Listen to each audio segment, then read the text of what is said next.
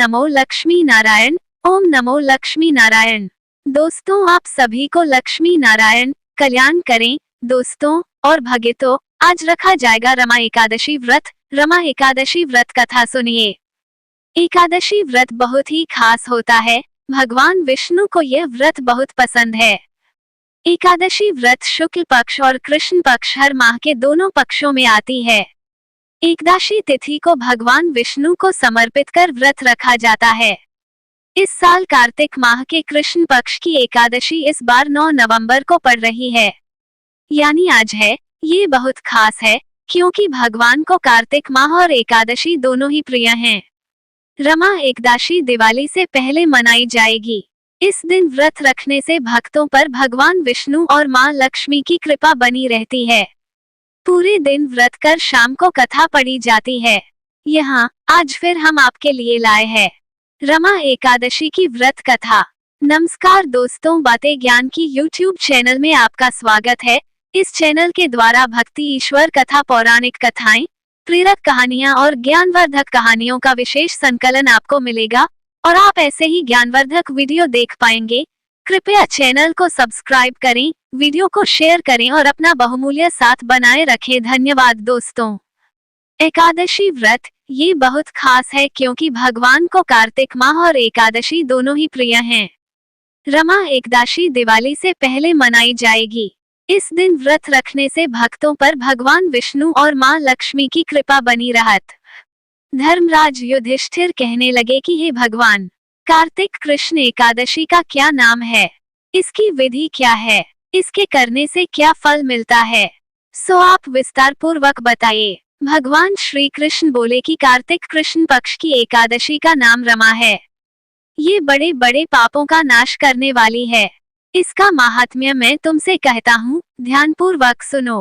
हे राजन, प्राचीन काल में मुचुकुंद नाम का एक राजा था।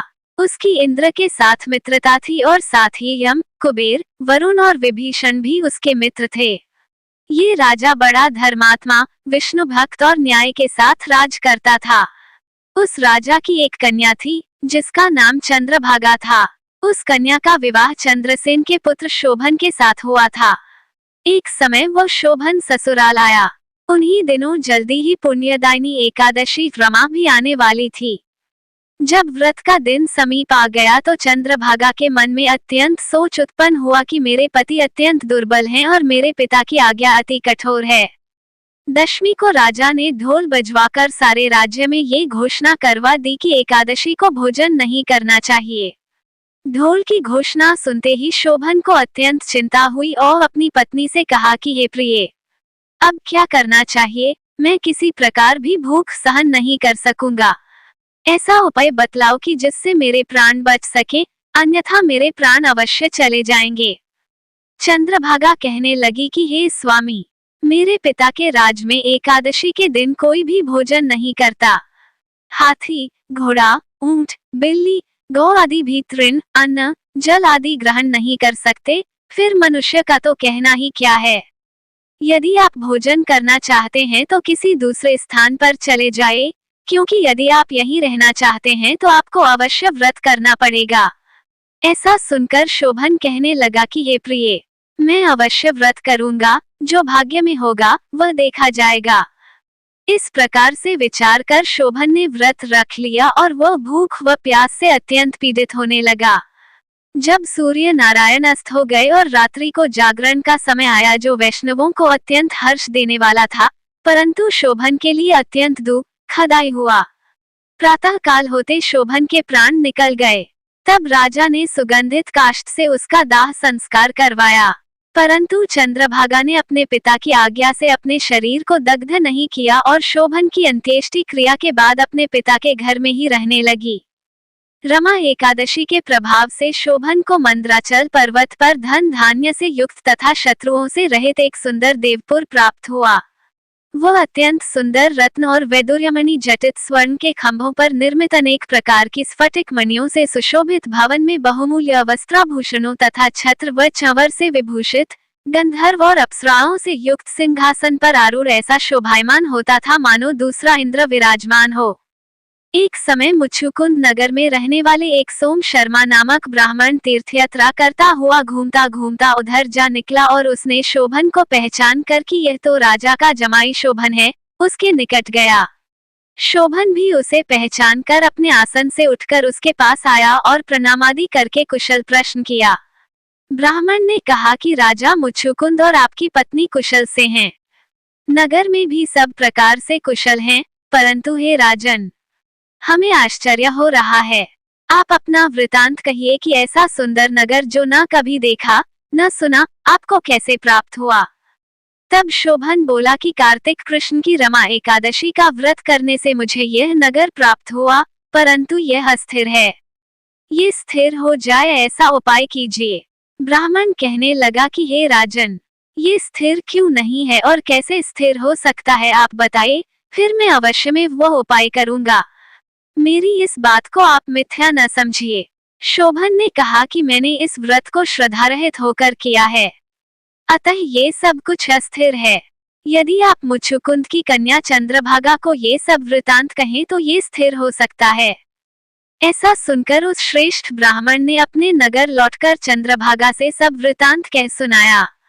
ब्राह्मण के वचन सुनकर चंद्रभागा बड़ी प्रसन्नता से ब्राह्मण से कहने लगी कि हे ब्राह्मण, ये सब बातें आपने प्रत्यक्ष देखी हैं या स्वप्न की बातें कर रहे हैं।